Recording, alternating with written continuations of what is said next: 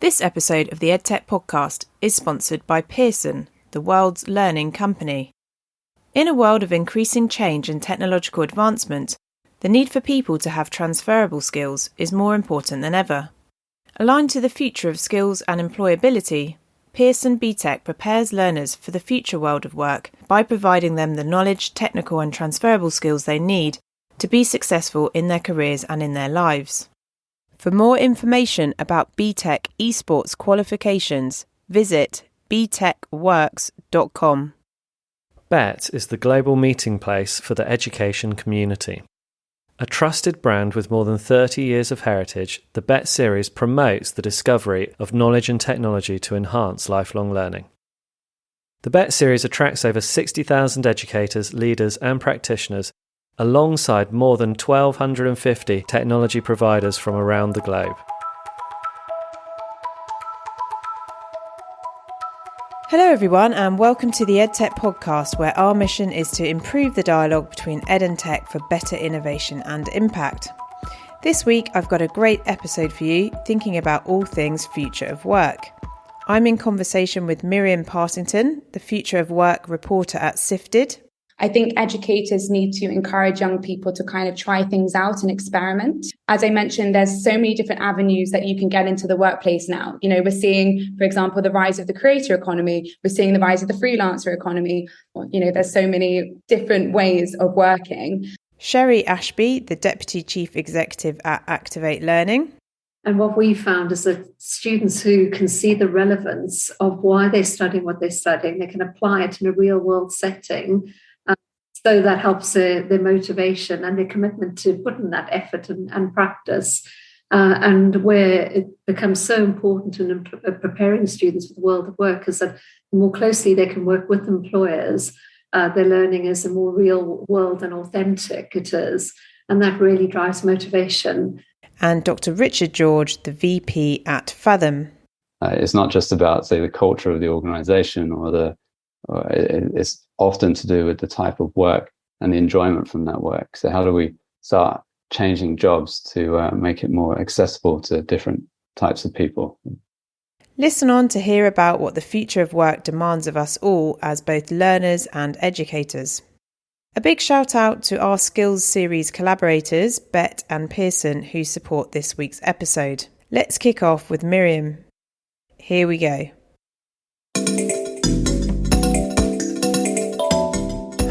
Wicked. So, really delighted. I'm here, virtually speaking, with Miriam Partington, who is the Future of Work reporter at Sifted, a publication covering European startups and technology. So welcome, Miriam. Thank you very much. It's lovely to be here.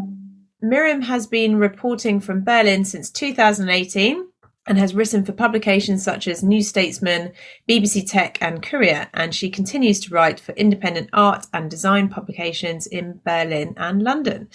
So that's a little bit about Miriam.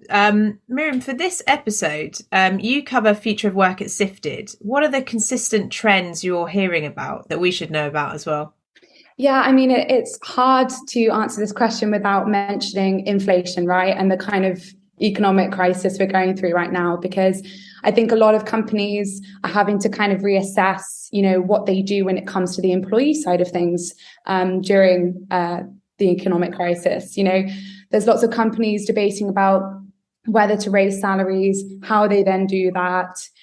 Instead of raising salaries, do they compensate with new benefits? And I think particularly when we're talking about people getting into the job market now, we're seeing so many layoffs, mass layoffs at big companies, rescinded job offers and that kind of thing. So I think there's a definite kind of emphasis on HR and like the people function in companies and how they're managing all of these things. But yeah, I mean, we're seeing so much. We're seeing so many new trends after COVID.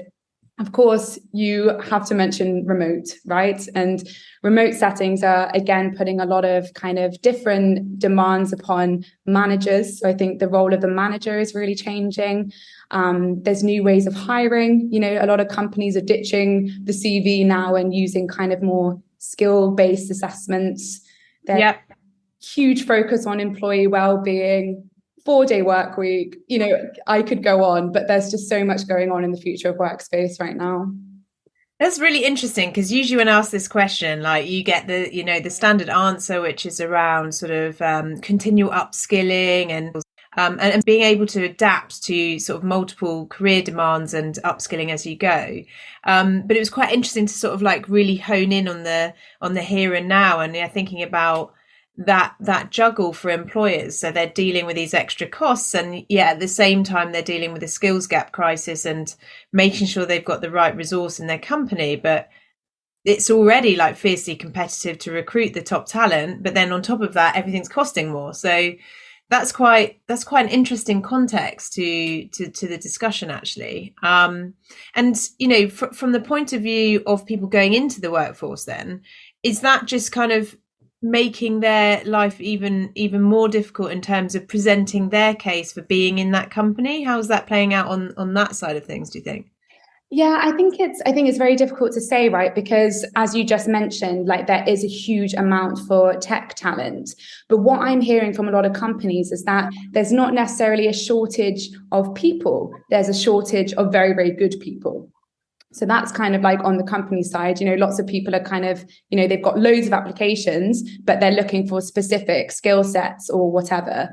But I have heard about a lot of companies now kind of also trying to recruit for what they call culture fit, right? They're not just looking for candidates that fit the bill when it comes to skills. They want people that, have big ideas, can fit well with the team, can practice their own kind of ingenuity. I think employers want self-starters, especially in teams where, there's a lot of companies, as I mentioned, that have had big layoffs. And so there's these kind of patchwork teams going on.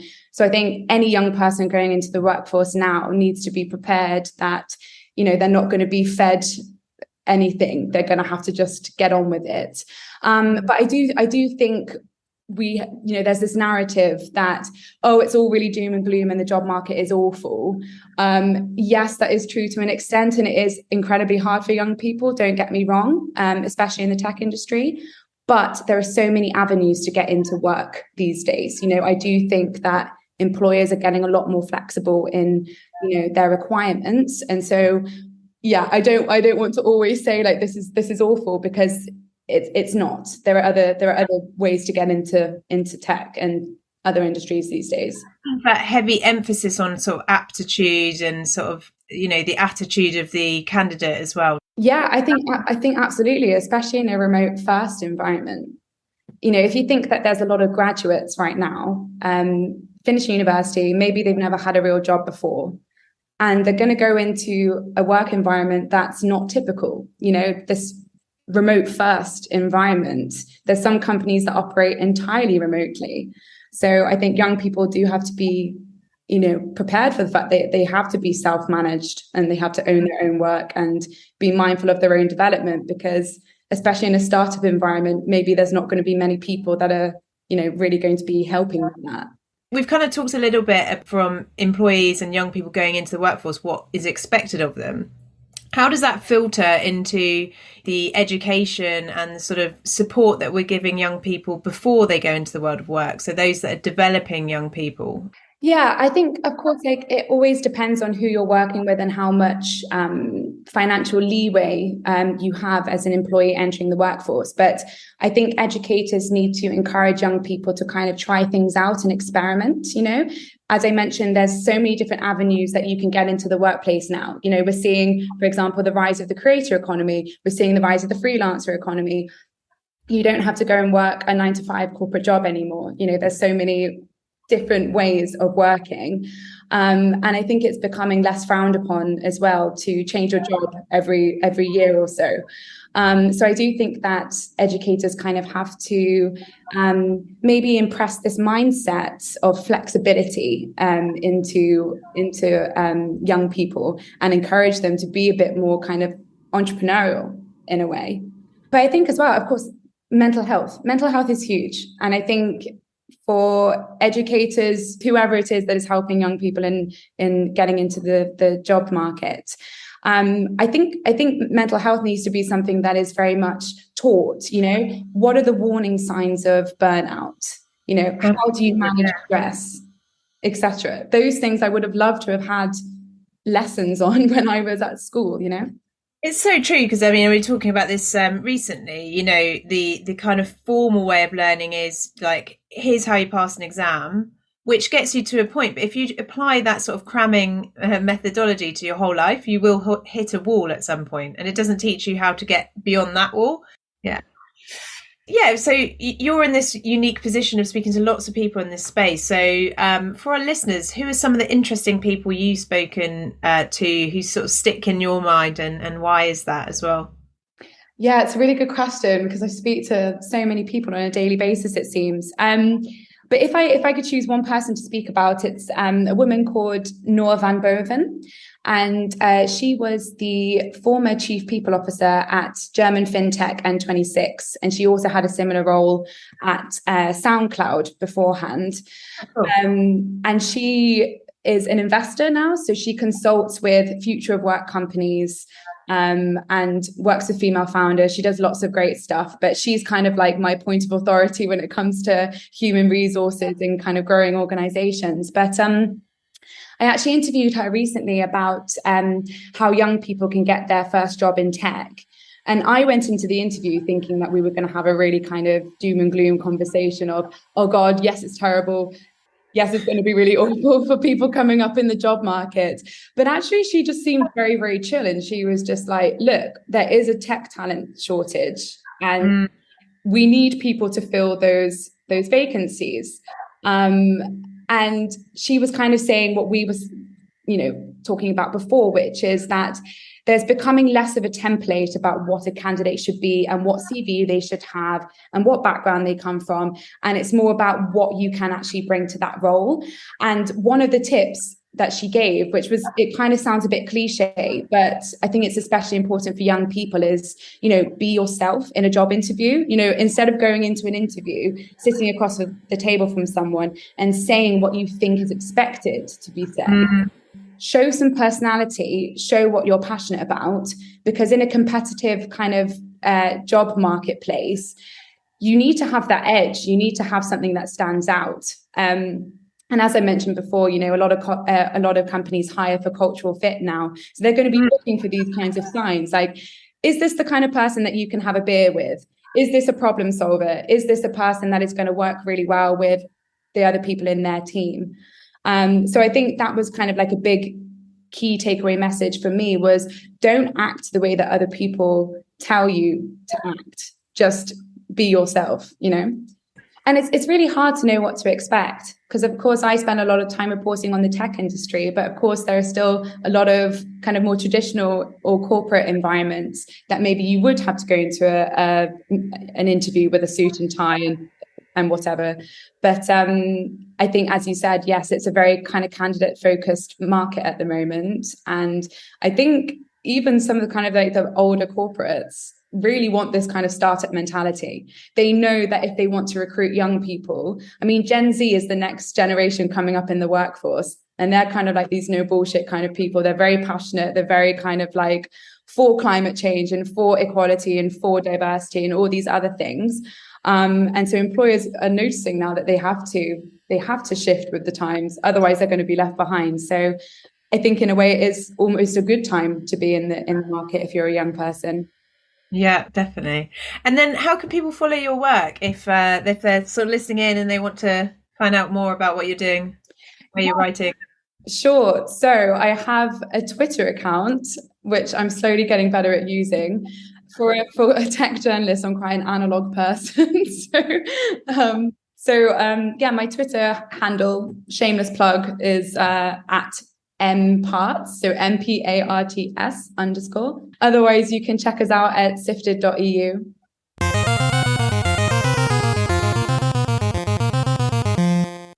I loved that chat with Miriam and some of the things that resonated: the part shift to skills-based assessment, the role of the manager and employee changing in the world of remote work, and the need to tackle employee well-being. All these featured heavily in my subsequent chat with Cheri Ashby at Activate Learning. Here's the quick introduction to Cheri's work before we kick off our chat. Wonderful. So, here with the Deputy Chief Executive at Activate Learning, and Cheri has more than 25 years of experience in the FE sector, having previously held roles as a teacher, course leader, curriculum manager, and assistant principal. So, an amazing breadth of experience to bring into the role. Cheri, perhaps we could kick off by, if you would like to introduce yourself in your own words, so who you are and what you do. Thank you, Sophie. Lovely to meet you. And as you say, I've been in education for well over 25 years. I came in, as so many individuals do, into FE as a part-time teacher, and absolutely loved everything about working with students and really, literally transforming lives. My current role, as you say, is Deputy Chief Executive of Activate Learning. What this means day to day is I have oversight of our curriculum and quality of provision, and I line manage and have exec oversight of teacher training, teacher development, everything around curriculum design, work very closely with the executive team and ensuring that students have an amazing learning experience, which at the heart of our strategic plan, and has been since 2014, is our learning philosophy, which I know we'll be touching on. Yeah, absolutely. And just for those people listening in, could you give us a sense of the scale of Activate Learning? So in terms of pupils and your various sort of campuses, or the scale in all of those different ways as well would be great. So we are a large FE college group. We span 3 counties, so Surrey, Oxfordshire and Berkshire. And within those 3 counties, we have 8 campuses. In terms of total numbers of students, it's around the 20,000 mark in terms of both part-time and full-time students. We have an apprenticeship arm, delivery arm as well, Activate Apprenticeships. And we also are the sponsor for Activate Learning Education Trust. And I'm actually the chair of the trust board, in which we have 6 schools, of which 4 are UTCs, University Technical Colleges. So it is a large group which delivers further education, higher education, apprenticeships, and then is sponsored to schools. Fantastic, thank you. And I'll pick up on your point earlier about the part-time, coming into this part-time, because I think that's really relevant for some of our later discussion. But so you mentioned your sort of learning philosophy. I've got here that Activate Learning has won industry awards previously for your learning philosophy, which you talked about there. Can you summarise what this approach is and how it relates to supporting young people into this sort of new world of work, which is emerging at the moment as well? So absolutely, at the heart of our approach to planning and delivering and assessing learning is what we call our learning philosophy. And that consists of 3 elements. It looks at the impact of brain and mindset, motivation and emotion on students' learning and engagement.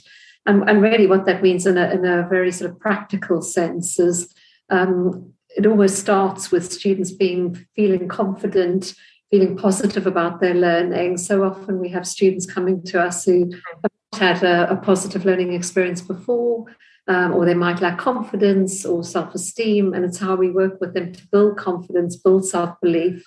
In terms of mindset and brain, realizing that actually intelligence isn't fixed at birth, but through hard work, practice and effort, and learning from feedback and learning from failures, that actually you can succeed and you can achieve what you need to. And a lot of, we have our strategic drivers as well, of which one is neuroscience. And neuroscience shows us very clearly that the more effort and practice you put into learning a new skill, the more likely you are to recall it at a later date and to acquire that knowledge and skill. So emotion and brain are really important. But of course, the other ingredient and element is motivation. And what we found is that students who can see the relevance of why they're studying what they're studying, they can apply it in a real world setting.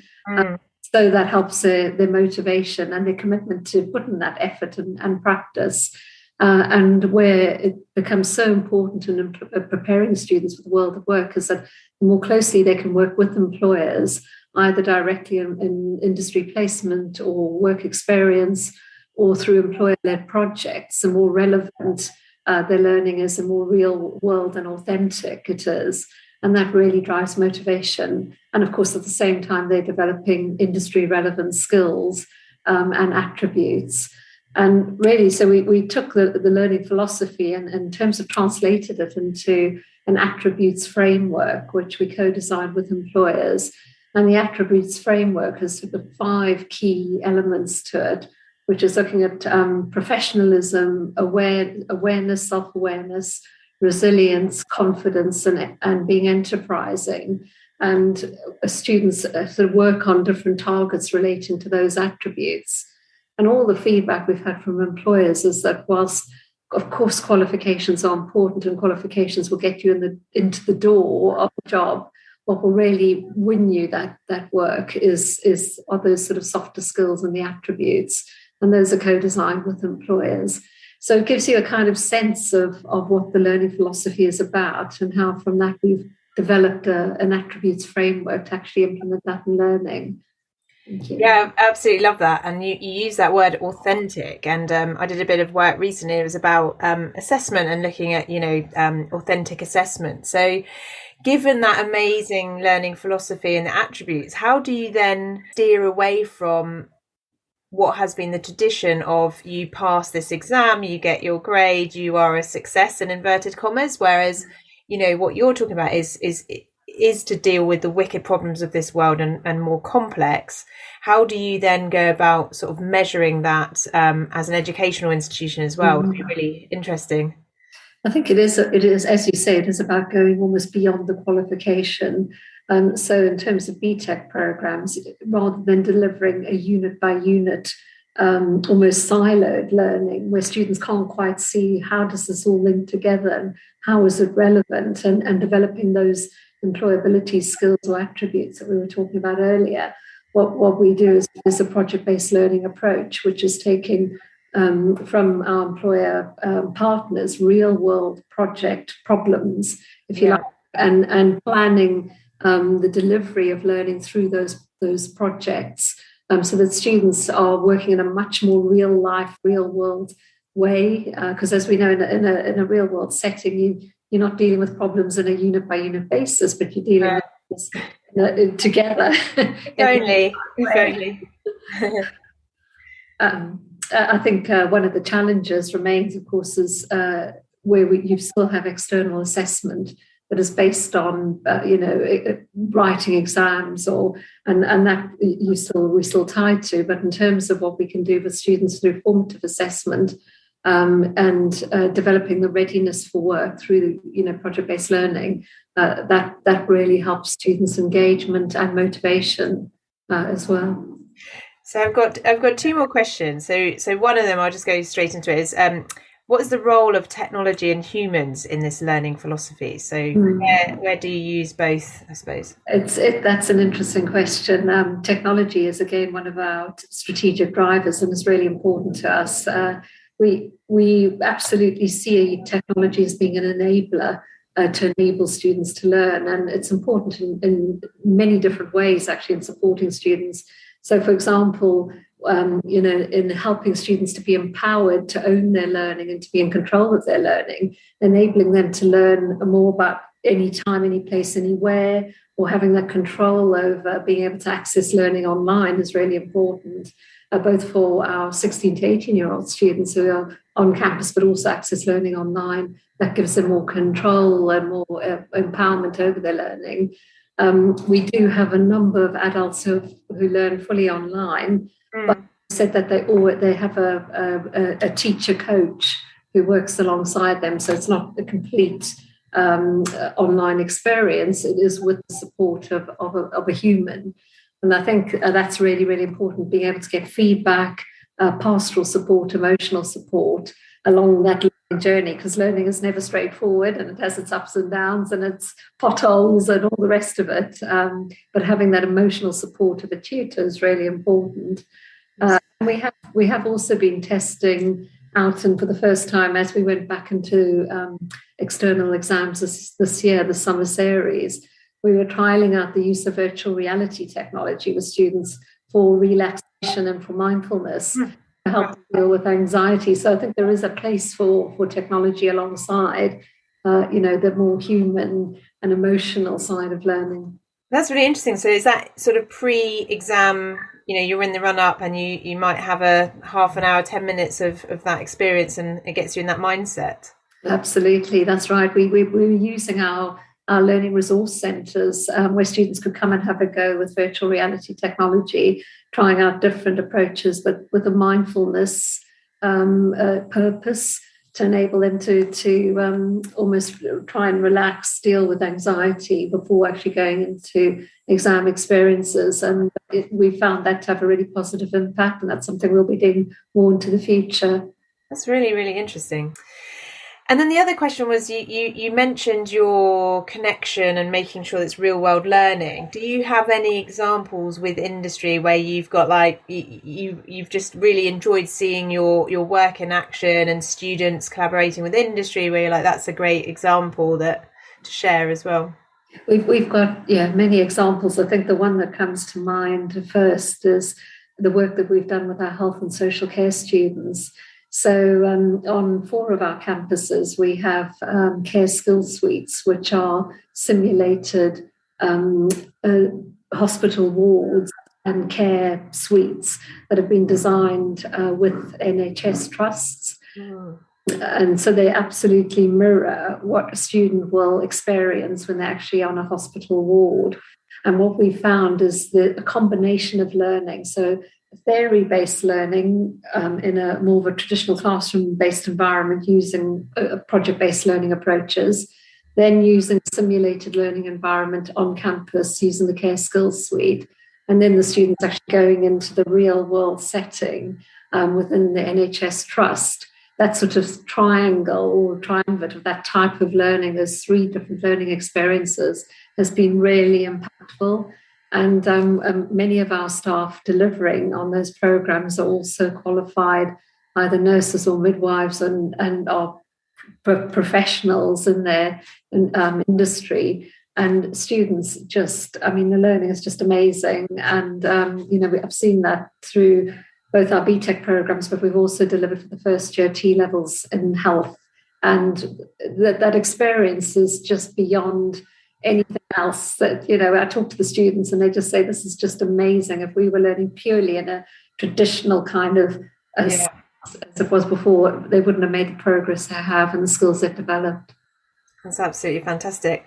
And then just very quickly, you mentioned at the beginning coming in as a part-time teacher, I think it was, and sort of thinking about the future of work. It's almost like we've gone full circle and engaging in that very much with sort of portfolio careers and being able to work in a flexible way, perhaps even with multiple employers at the same time. So I just wondered if, whether you see that parallel as well between perhaps needing to flex around different requirements in life and how that's playing out in the world of work and then in the education that we support young people with as well. I totally agree. I mean, we've seen coming out of the pandemic different ways of working, hybrid, remote ways of working, and I think it's our responsibility to prepare students for that world of work, because their experience will be very different when I enter the world of work. And what we've done is we've looked at how can we mirror and take learning and deliver it in different ways so that students can have that experience in their learning of what will be mirrored in the world of work. So we deliver, we took developed our strategy for learning about 12 months ago now, and it has 4 different approaches or strands.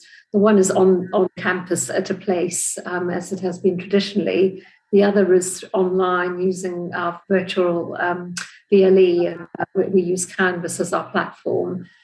Also then using mixed reality technology, and that's becoming more and more important to us. So VR and AI is really important for immersive experiences. And then what we call in the field with employers. And depending on which program you're on and your preference, we can dial up or down those different approaches to learning and the way you access it. And I think that's much more relevant and reflective of the kinds of worlds of work and employment that our students will be going into in the future. Absolutely. I love it. I kind of want to sign up straight away, to be honest. Brilliant.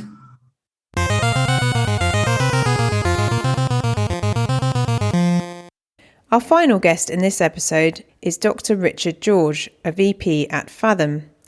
Richard's first career was as a research scientist working in academia and early stage biotech. Following an MBA and some time in life science venture capital investing, he started his second career in strategy consulting. Richard now combines his skills and knowledge to build AI products and new businesses that will greatly benefit society. In our chat, we talk about the findings from his report, Robot-Proof Work Capabilities, which asks questions such as, what are the core work capabilities that students and employees should be learning now to future-proof their careers? To dig into all of that, let's get started. Here we go. Fathom has been going for about 5 years now, so as a startup, and then recently bought by Pearson last year. We've always had the one mission statement, although it's evolved a little over time, but it's always been to help prepare the workforce with the skills of the future. So back when we started, we saw that work was changing rapidly, and the type of work that the founders were doing, I was doing, often to implement technology, and the consequence often being that people's jobs changed, and sometimes people would lose their jobs to technology implementation. And there was very little in the way of process or retraining, reskilling to help individuals learn new technology or move into new roles where they were displaced. So we thought it would be important to society, to individuals, to help, firstly, just alert people that this was happening, but then also really find ways of helping people through identifying opportunities, like pathways to new jobs, new careers. So that's really the foundation of Fathom. To do this, we weren't going out to train individuals. We wanted to take a more scalable approach. How could we build a SaaS platform, a technology that could help identify any roles that might be at risk of automation or any impacts of technology, and then identify individuals and help them understand what options they had in the future, what potential career paths they could take, and then what were the learning opportunities to take them there. That's the essence of Fathom. And we started off working with a few government organizations and corporations, and more recently now working with Pearson, we can start to get to the individual and the consumer.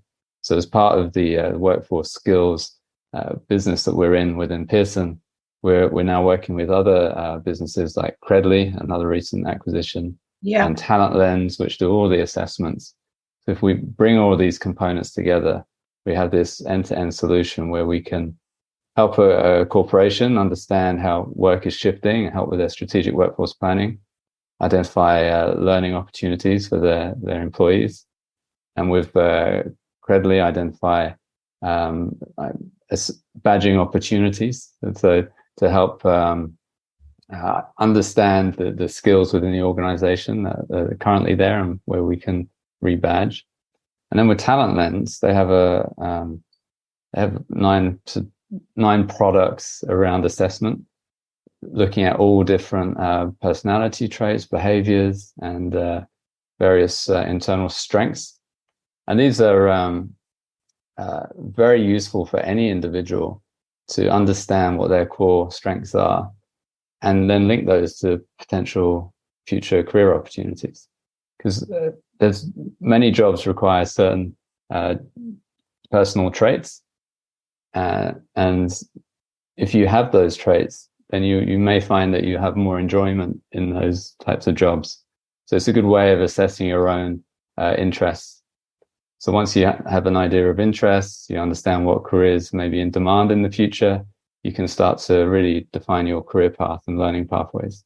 Thank you. So, as the author of the report Robot Proof Work Capabilities, which I've seen, what can you tell us about the trends you're seeing in the world of work and significant future of work attributes that you just talked about?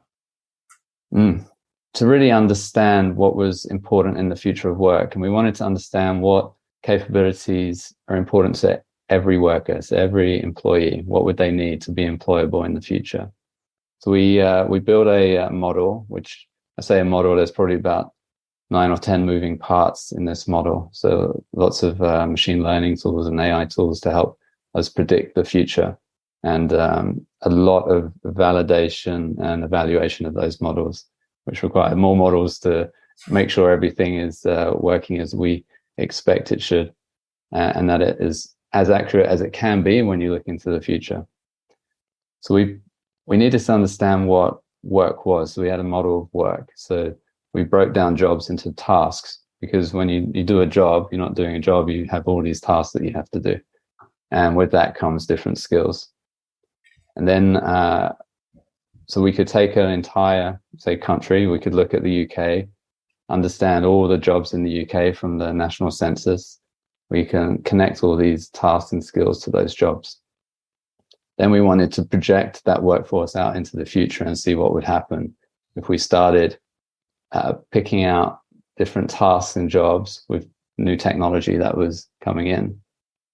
So we built what we call our tech taxonomy, and that has around 20 different technology types, where some are here right now impacting work, some are more futuristic, but we modeled out each one of these technologies. When will firms start adopting these technologies? At what speed would they adopt them, and to what extent? So we did a lot of research, desktop research around these technology impacts. We then linked that, so every technology would be linked to a task in work.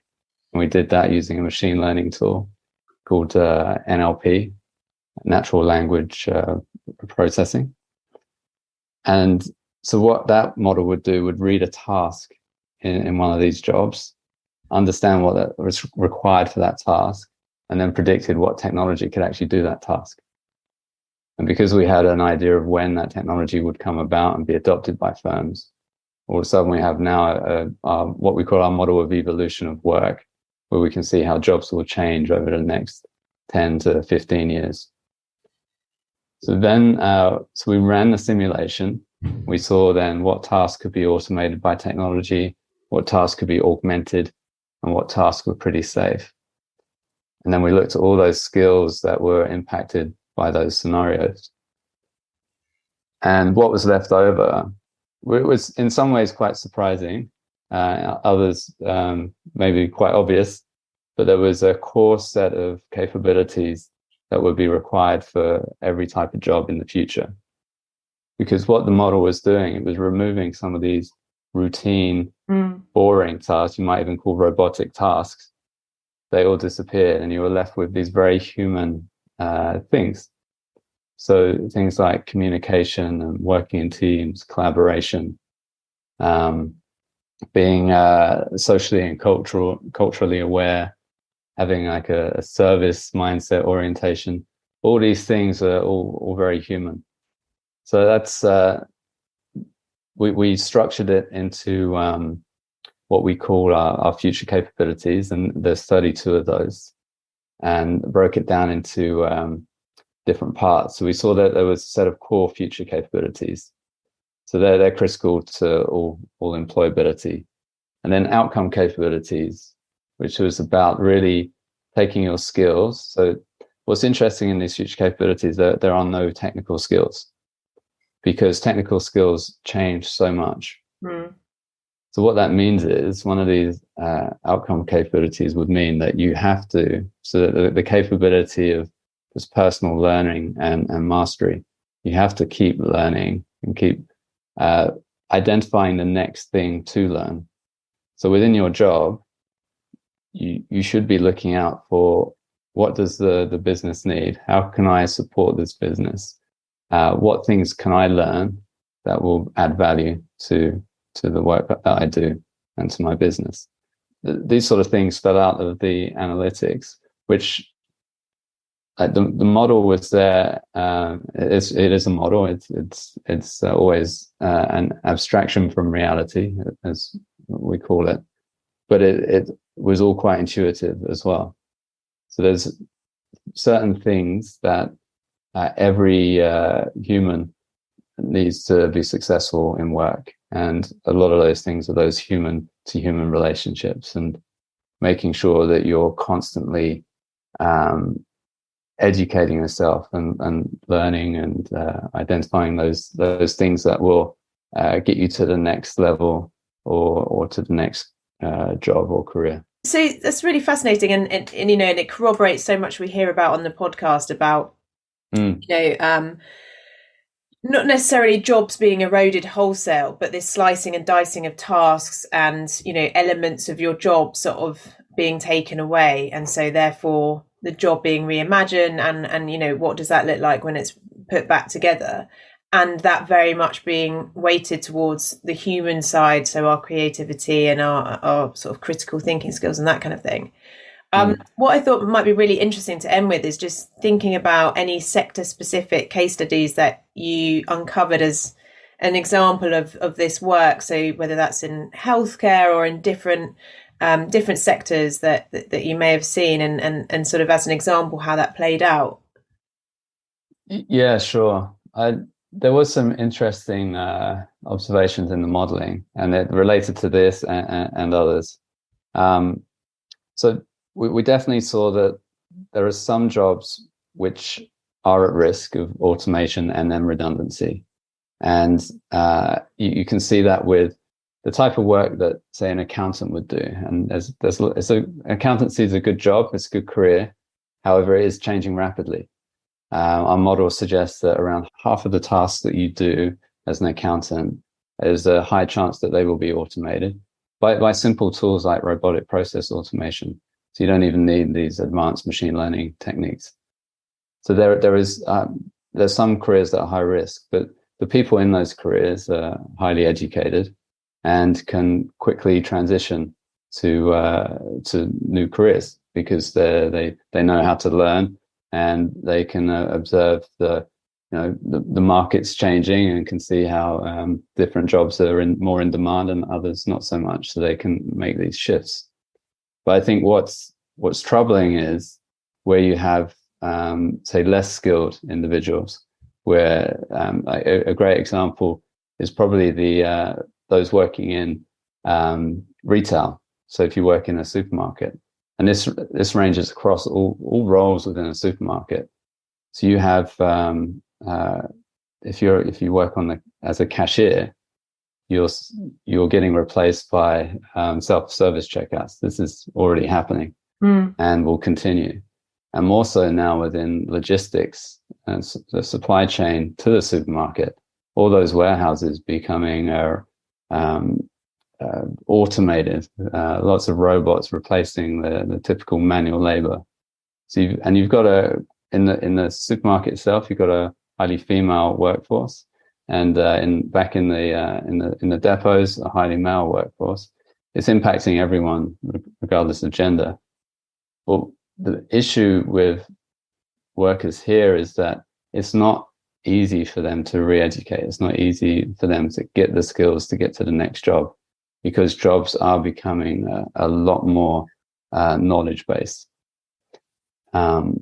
Whereas your knowledge workers who are at risk, like the accountant, they can shift pretty quickly because they have a lot of transferable skills. So I think there is concern why we can redesign jobs. We're building a module on our platform which allows managers and HR professionals to look at the tasks within a job, identify areas where they could shift some tasks around. Particularly important in areas where we're looking at, say, highly gendered-centric jobs, like in software engineering. How do we make these jobs more appealing to women to come into?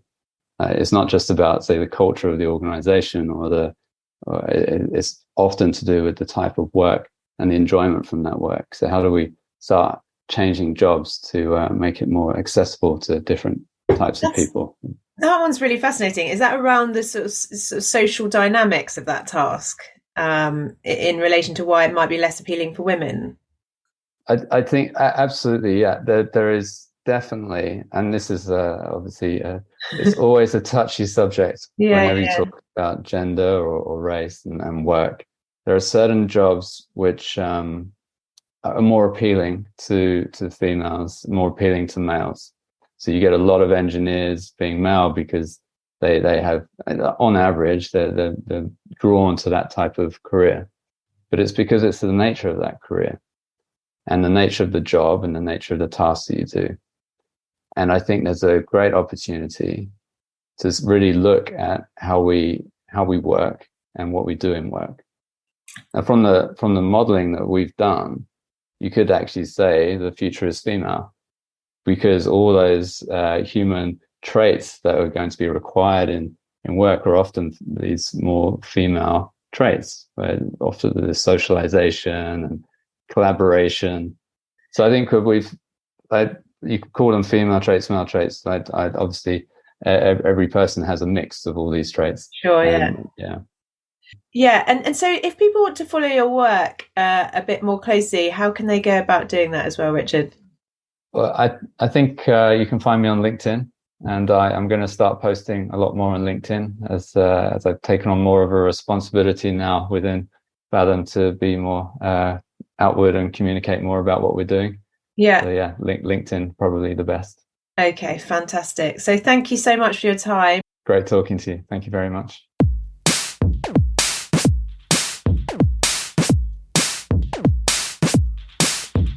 That's all for this week's episode. Thanks so much to all of my guests, and I loved getting into the examples of authentic assessment and simulation technology, reskilling, and some crystal ball gazing of what the future might look like and where the opportunities might lie. Thanks again to Pearson and Bett for supporting this series on skills, and thanks to you all for listening. Bye-bye.